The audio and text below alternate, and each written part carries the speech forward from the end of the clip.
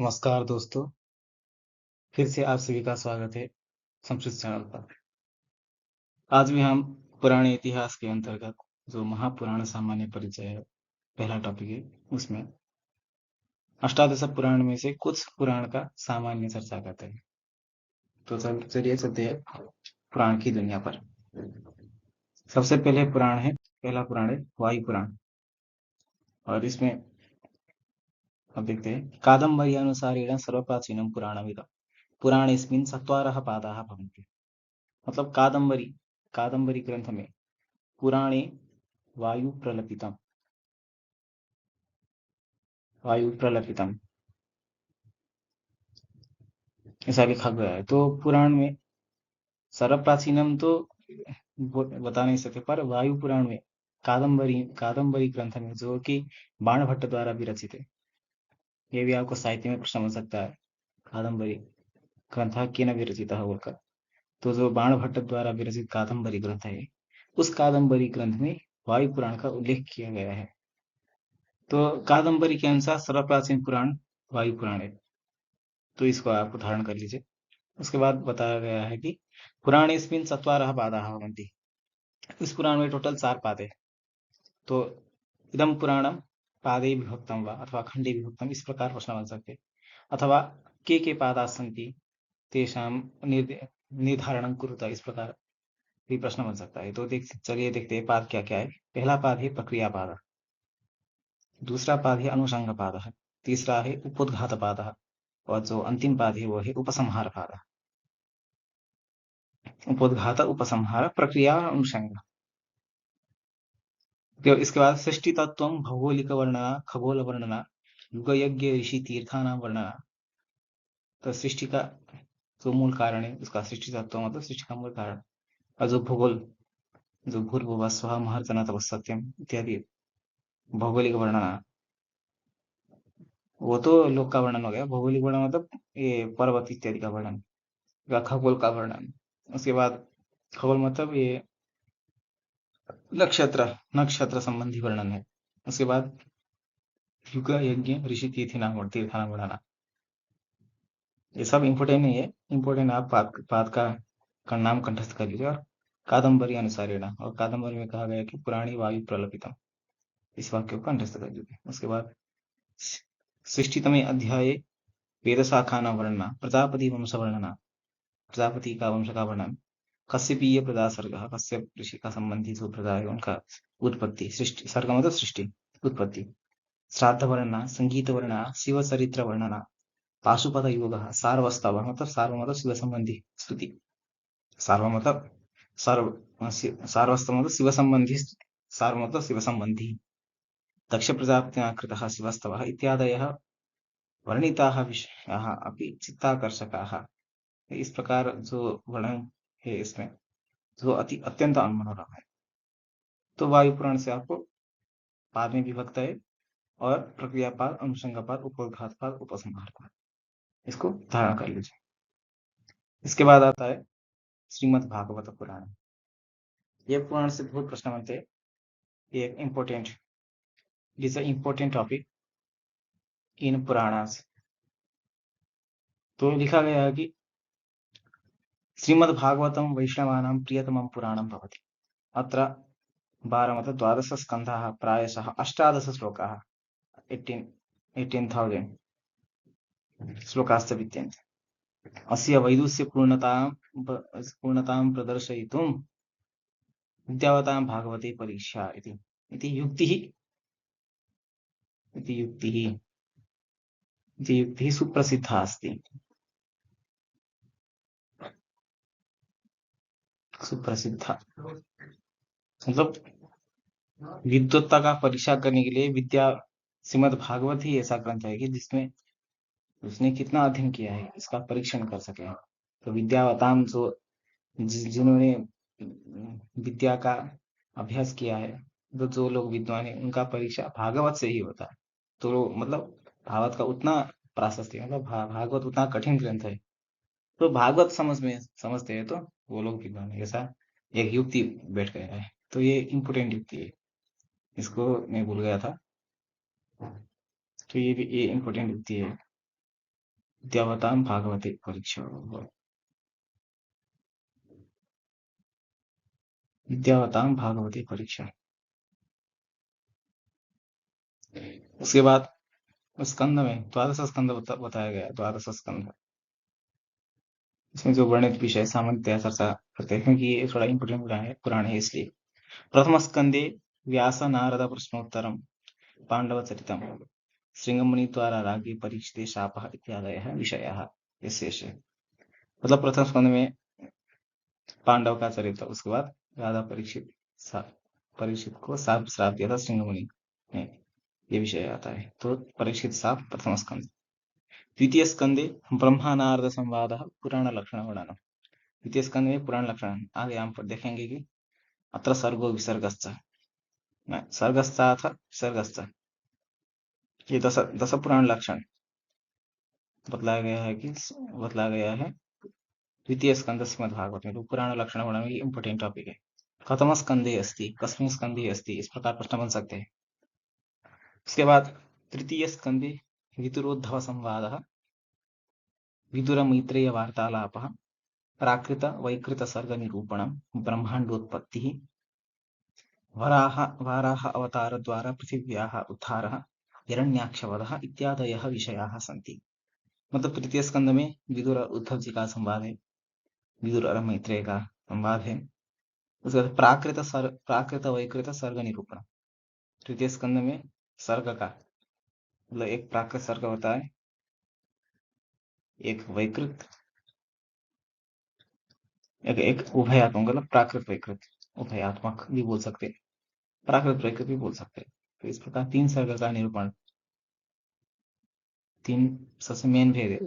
उसमें भी अवान्तर भेद रहते हैं, जो आगे अभी सृष्टि विषय का अवधारणा, उस टॉपिक पर हम चर्चा करेंगे। पर प्राकृत वैकृत सर्ग से निरूपण कथम कस्मिन् स्कंदे अस्ति, ये प्रश्न होता है तो तृतीय स्कंदे।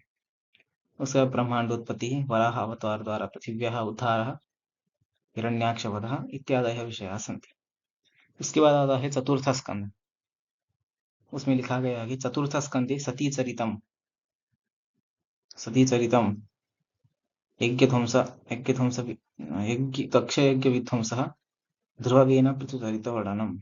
इसी प्रकार पंचम स्कंदे वैवस्वत मनु प्रसंगे प्रियव्रतोपाख्यानम, ऋषभदेव कथा, भूगोल खगोल नरकादि नवनम, नरकादि। तो पंचम स्कंद जो गद्य के रूप में, पंचम स्कंद मतलब गद्यात्मक अध्याय, तो उसमें प्रियव्रत उपाख्यान, उसके बाद ऋषभदेव जी का कथा और नरक आदि का वर्णन भी उधर मिलता है। उसके बाद षष्ठ स्कंदे अजामिलोपाख्यान, ये इंपॉर्टेंट है। अजामिलोपाख्यान कस्मिन् स्कंदे अस्ति, इस प्रकार प्रश्न हो सकता है, या फिर कस्मिन् पुराणे वर्तते, इस प्रकार। उसके बाद दक्ष यज्ञ सृष्टि वर्णनम, वृत्रासुरवधः, चित्रकेतुपाख्यान वर्णनम, पाख्यान वर्णनम, इस प्रकार संधि करना चाहिए, समास करना चाहिए। नहीं तो उपाख्यान से वर्णनम, इस प्रकार करना चाहिए। इसके बाद आता है सप्तम स्कंधे प्रह्लाद चरित्रम, वर्णाश्रम वर्णाश्रम वर्णाश्रम धर्म निरूपण, प्रह्लाद चरित्र को याद कर लीजिए। उसके बाद अष्टम स्कंधे चतुर्दश मनवंतर वर्णन। चतुर्दश मनवंतर का नाम पूछ सकते हैं, जो आगे हम देखने वाले हैं। मनु स्वयंभुवः, इस प्रकार से स्वारोचिषः, इस प्रकार से। तो गजेंद्र मोक्षः, समुद्र मंथनम, मत्स्यावतार कथा, ये सब अष्टम स्कंद में आते हैं। अष्टम स्कंद में क्या क्या आता है? चतुर्दश मनवंतर वर्णनम, गजेंद्र मोक्षः, समुद्र मंथनम और मत्स्यावतार कथा। तो अभी प्रयाग लग रहा है तो समुद्र मंथन आप याद कर दीजिए। चतुर्दश मनवंतर वर्णन जो अष्टम स्कंद है, उसके साथ गजेंद्र मोक्ष और मत्स्यावतार। तो प्रयाग का संबंध है जल, और जल में मिलता है मत्स्य, मतलब फिश, क्या बोलते हैं, मच्छा। तो उसका संबंध है अष्टम स्कंद से। उसके बाद आता है नवम स्कंदे सोम सूर्य वंश वर्णनम। सब थोड़ा अशुद्ध है, माफ कर दीजिएगा। उसके बाद सुद्युम्न चरितम, इक्ष्वाकु चरितम, अम्बरीषोपाख्यानम् इत्यादयः विषयाः सन्ति। इत्यादीन् विषयाः सन्ति। हम्म, और उसमें सोम सूर्य में बोला सुद्युम्न चरित इच्छाकुत अम्बरीशोपाख्यान भी इम्पोर्टेंट है, धारण कर लीजिए। उसके बाद दसम स्कंधे श्री कृष्ण जन्म चरित चित्रणम, रासलीला, मथुरानयनम, कालयवनवधः, रुक्मिणी हरणम।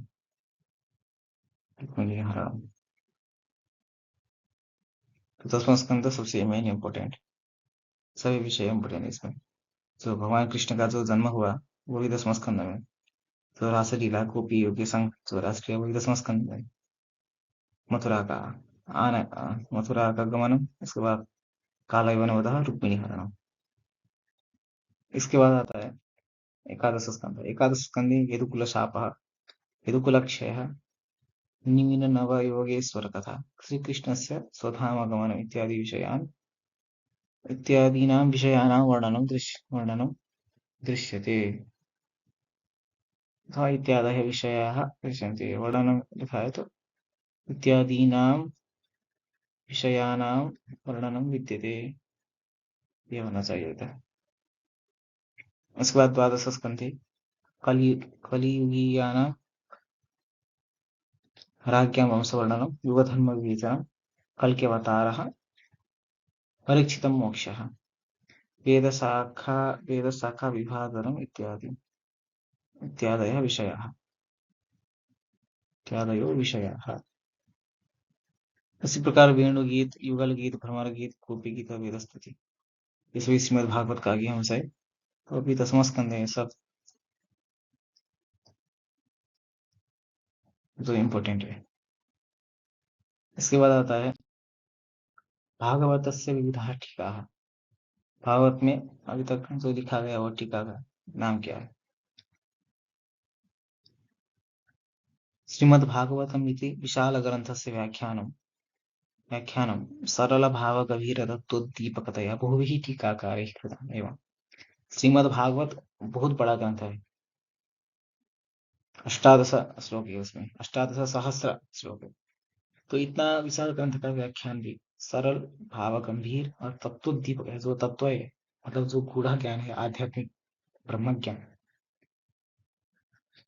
तथा से तत्वोद्दीपकतया, तो वो ज्ञान जैसे लाभ हो इस प्रकार से बहुभिः टीकाकारे टीका अत्र कृता वर्तते, नाम बहुत टीकाकार ने इधर टीका किया है। तो देखते हैं, सबसे पहले आता है चित्सुखाचार्य से टीका अद्वैत संप्रदाय। चित्सुखाचार्य जो अद्वैत वेदांत का संप्रवर्तक संप्रवर्तक नहीं, अद्वैत वेदांत का अनुयायी जो है, उन्होंने चित्सुखी एक ग्रंथ लिखा है। तो ग्रंथ तो तत्व प्रदीपिका है, पर चित्सुखाचार्य ने लिखा है तो चित्सुकी नाम से ज्यादा प्रसिद्ध है वो ग्रंथ, चित्सुकी नाम से ज्यादा प्रसिद्ध है। तो उन्होंने भागवतम टीका लिखा है अद्वैत संप्रदाय। इसके बाद आता है श्रीधर स्वामिनः श्रीधरी टीका। इयं टीका अतीव प्रसिद्धा अस्ति। अस्याः टीकायाः आरम्भे श्रीधराचार्य महोदयाः लिखन्ति, व्यासो वेत्ति, शुको वेत्ति, राजा वेत्ति न वेत्ति वा, श्रीधरः सकलं वेत्ति, श्री नृसिंह प्रसादतः। अर्थात कि श्रीधर स्वामी है, उन्होंने श्रीधरी नामक टीका लिखा है जो बहुत प्रसिद्ध है। भागवत का एक प्रामाणिक टीका श्रीधरी टीका हम बोल सकते हैं। ये जो बहुत प्रसिद्ध भी है, जो भागवत पढ़ते हैं वो उनको फिक्स मालूम होता है श्रीधरी टीका। उस टीका के सबसे पहले प्रारंभ में श्रीधराचार्य जी ने क्या लिखा है कि व्यासो वेत्ति, शुको वेत्ति, राजा वेत्ति न वेत्ति। मतलब व्यास जी को मालूम या नहीं, नहीं मालूम, सुखदेव जी को मालूम या नहीं, नहीं मालूम, अथवा जो राजा इत्यादि उनको मालूम या नहीं मालूम, परीक्षित राजा, पर श्रीधर सकलम वेत्ति, मैं श्रीधर तो सकल सभी बात जानता हूँ। क्यों? कैसे जानते हैं? तो श्री नृसिंह प्रसाद, मतलब भगवान विष्णु के कृपा है श्रीधराचार्य जी के ऊपर। तो श्री नृसिंह प्रसादतः श्रीधर सकलम वेत्ति, विष्णु का प्रभाव से श्री नृसिंह भगवान के प्रसाद से जो श्रीधराचार्य है वो सभी बात को जानते हैं। तो इतना भाव गंभीर टीका उन्होंने लिखा है भागवत के ऊपर पर। साक्षात श्री नृसिंह ही श्रीधराचार्य के रूप में वो टीका लिखा है, श्री नृसिंह ने ही। उसके बाद विशिष्टाद्वैत संप्रदाय बहुत सारा श्री रामानुज से टीका, टीका का नाम थोड़ा मालूम नहीं चला क्या है, आपको मालूम है तो कमेंट कर दीजिए। उसके बाद चौथा है श्री सुदर्शन सूरिणः सुखपक्षी टीका, ये टीका भी इम्पोर्टेंट है। तो देखो 1100 में लिखा था, ये 1300 में आ गया। सबसे पहला टीका अद्वैत संप्रदाय है। इसके बाद आता है श्री राघवाचार्य से भागवत चंद्र चंद्रिका, तो ये भी इम्पोर्टेंट है, भागवत चंद्र चंद्रिका। इसके बाद है श्रीमन मध्वाचार्य से भागवत तात्पर्य निर्णय है। मध्वाचार्य जो द्वैतवाद द्वैतवाद द्वैतवाद का प्रवर्तक है, उन्होंने भागवत तात्पर्य निर्णय मतलब वो सभी जानते हैं तात्पर्य, सब तात्पर्य वो लिख दिया उन्होंने। उसके बाद श्री विजय तीर्थ से पदारत्नावली। उसके बाद आते हैं श्री रूप गोस्वामी परातुः सनातन गोस्वामी श्रीमद्भागवत दशमस्कंधोपरि रचिता बृहद वैष्णव तोषिणी टीका। जो सनातन गोस्वामी मतलब रूप गोस्वामी का जो भाई सनातन गोस्वामी छोटे भाई है शायद, सनातन गोस्वामी, उन्होंने श्रीमद् भागवत के ऊपर, उसमें भी दशम स्कंध के ऊपर बृहद वैष्णव तोषिणी टीका लिखा है। तो दशम स्कंध को लेकर इन्होंने टीका लिखा है, तो ये इम्पोर्टेंट है, इससे प्रश्न बन सकते हैं। दशम स्कंध स्कंधोपरि का टीका वर्तते, तो ऑप्शन 1 भागवत तात्पर्य निर्णय है, ऑप्शन 2 सिद्धांत प्रदीप, 3 दशम टिप्पणी, और चौथा है भागवत चंद्र चंद्रिका। तो आपको लिखना है कि दशम टिप्पणी, या फिर इसका नाम दसवीं टिप्पणी भी नाम है, या नहीं तो दसवीं टिप्पणी ये लिखा तो आपको थोड़ा गेस कर सकते हैं, पर बृहद वैष्णव तोषिणी टीका ये भी लिख सकते हैं ऑप्शन में। तो ये नामांतर है, दसवीं टिप्पणी ये दूसरा नाम है। इसके बाद श्री जीव गोस्वामी क्रम संदर्भ, जीवा मतलब क्रम, क्रम से समझना, जीवन का एक क्रम होता है, उसी प्रकार भागवत का भी उन्होंने क्रम संदर्भ लिखा। उसके बाद पुष्टि मार्ग प्रवर्तक से जगत गुरु वल्लभाचार्य से भागवताधारित विचार ग्रंथ सुबोधिनी।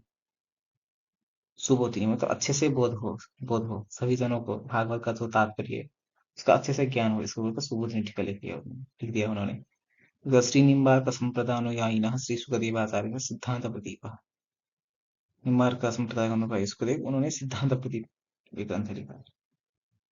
इसके बाद आता है भागवत का खत्म हो गया, उसके बाद आता है नारद पुराण। नारद पुराण में क्या क्या देखते हैं, नारद पुराणम नारदीय पुराणम नारद सनत कुमारयोः संवाद रूपेण उपनिबद्धम्, अत्र प्रामुख्येन श्री विष्णु संबंधः वर्तोत्सवः आख्यान माध्यमेन प्रतिपादिताः सन्ति। मतलब नारद सनत कुमार के संवाद में ये पुराण उपनिबद्ध है। इसमें विष्णु विष्णु संबंध, नारद नारद मतलब विष्णु का भक्त, तो विष्णु संबंधी उधर बात आएगा। उसके बाद विष्णु संबंधः वर्तोत्सवः आख्यान माध्यमेन प्रतिपादिताः सन्ति। अत्र ब्राह्मणानां बौद्ध मंदिरे प्रवेश निषेध विषय, इंपोर्टेंट टॉपिक है, मतलब ब्राह्मण लोग बौद्ध मंदिर में नहीं जाना चाहिए, ये उधर लिखा है। पुराणानिदं भागद्वययुतं, 2 भाग है इसमें।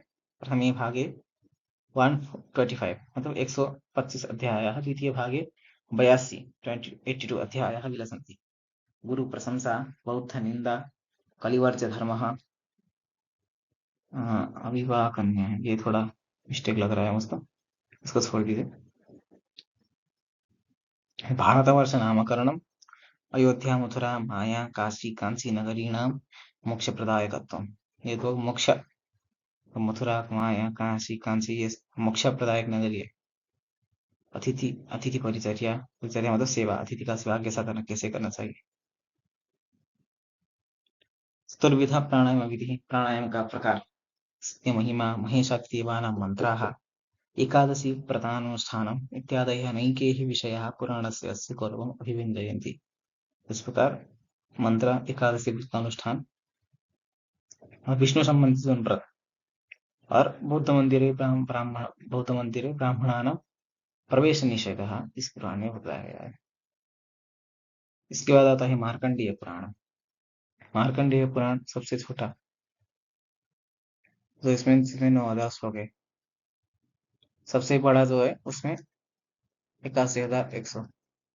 ये सबसे छोटा, सबसे बड़ा क्या है बताइए। सबसे बड़ा है स्कंद पुराण। सबसे बड़ा स्कंद, उसके बाद सबसे छोटा है।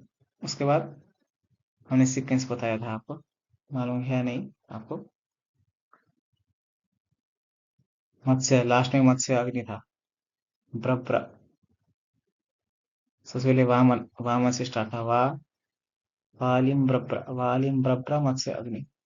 वामे एकादश, में वामे दश, एकादश। उसके बाद 12,200। उसके बाद 1,300। और मत्स्य में 1,400। अग्नि में 16। इस प्रकार बताया गया था। तो इसको कंठस्थ कर लीजिए आप लोग।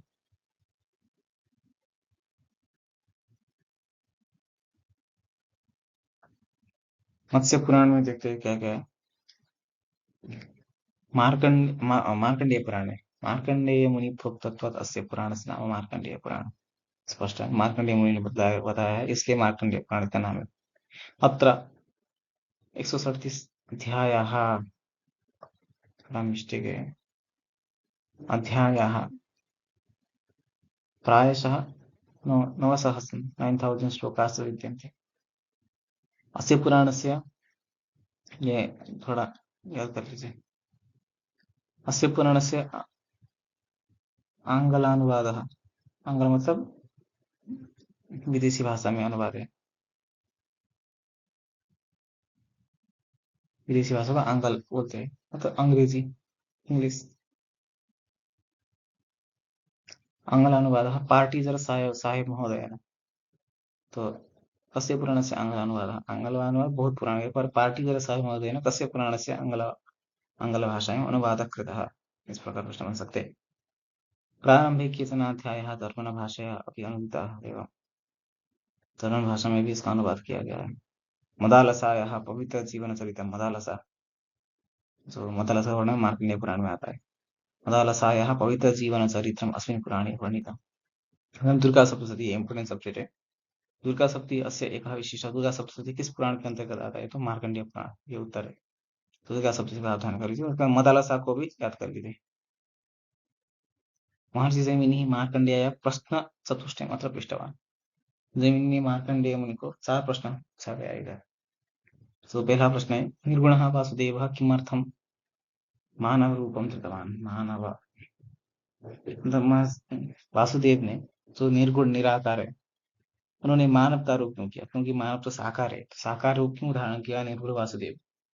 उसी प्रकार द्रौपदी पंचभात्री नाम पत्नी कुमार था। द्रौपदी को 5 लोगों का पत्नी क्यों बनना पड़ा? उसके बाद बोला, राम ब्रह्मघात से प्रायश्चित्तम तीर्थ यात्राया किमर्थम कृतवान। मतलब बलराम ने ब्रह्मघात का जो प्रायश्चित तीर्थ यात्रा के द्वारा क्यों किया, क्यों करना पड़ा उनको ऐसे। द्रौपद्याः पंचवीर पुत्र असहाय किमर्थम मृता। द्रौपदी का जो 5 पुत्र थे, जो अर्जुन के सगा साल उत्पन्न हुए थे, उन लोगों को क्यों ऐसे ही मरना पड़ा? तो इस प्रकार का प्रश्न, और इसका उत्तर भी मार्कंडेय पुराण में वर्णित थे। तो आपको तत्र जैमिनी मुनिना मार्कंडेयाय किं कः प्रश्नः आदौ कृतः, तत्र प्रथमः प्रश्नः कः, द्वितीयः प्रश्नः कः, इस प्रकार प्रश्न बन सकते हैं। यूजीसी नेट में अभी पैटर्न चेंज हो रहा है। यूजीसी नेट पैटर्न, क्योंकि 2018 से 21 सिलेबस है, तो अभी यूजीसी नेट थोड़ा डीपली प्रश्न पूछते हैं, तो इसलिए आपको ये थोड़ा विषय भी याद करना पड़ेगा।